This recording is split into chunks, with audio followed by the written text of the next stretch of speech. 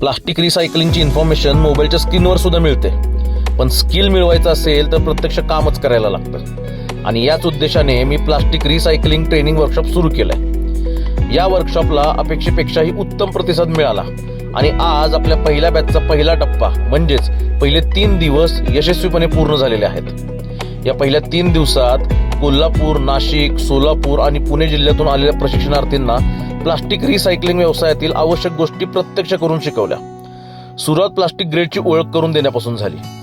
त्यानंतर प्रत्यक्ष स्क्रॅपची ओळख आणि सॉर्टिंग, प्लास्टिक स्क्रॅप मोठ्या प्रमाणात निघणाऱ्या कंपन्यांची व्हिजिट्स, ग्राइंडरची माहिती, ब्लेड काढणं, ब्लेडला धार लावणं, पुन्हा ब्लेड बसवणं, मालाची कटिंग करणं आणि प्रत्यक्ष ग्राइंडिंग करणं, या सर्व गोष्टी प्रत्येक प्रशिक्षणार्थींकडून मी स्वतः करून घेतल्या. पहिल्या 3 दिवसात आवश्यक त्या सर्व मूलभूत गोष्टी प्रत्यक्ष करून घेतल्या आहेत, पण आता पुढचा 3 दिवसांचा टप्पा हा सर्वात महत्वाचा आहे. यामध्ये प्लास्टिकची अचूक ओळख करण्याच्या छोट्या मोठ्या युक्त्या, प्लांट सेटअप बद्दल सविस्तर मार्गदर्शन, शासनाच्या विविध योजनांची माहिती आणि ग्राइंडरवर अधिकाधिक प्रत्यक्ष कामाचा अनुभव प्रशिक्षणार्थींना दिला जाणार आहे. जर तुम्हालाही प्लास्टिक रिसायकलिंग व्यवसाय प्रत्यक्ष शिकायचा असेल तर 24 तारखेच्या बॅचसाठी प्रवेश प्रक्रिया सुरू आहे. सध्या फक्त शेवटच्या 2च जागा उपलब्ध आहेत. तसेच जास्तीत जास्त इच्छुकांना संधी मिळावी म्हणून दर महिन्याच्या प्रत्येक शुक्रवारी नवीन बॅच सुरू होणार आहे.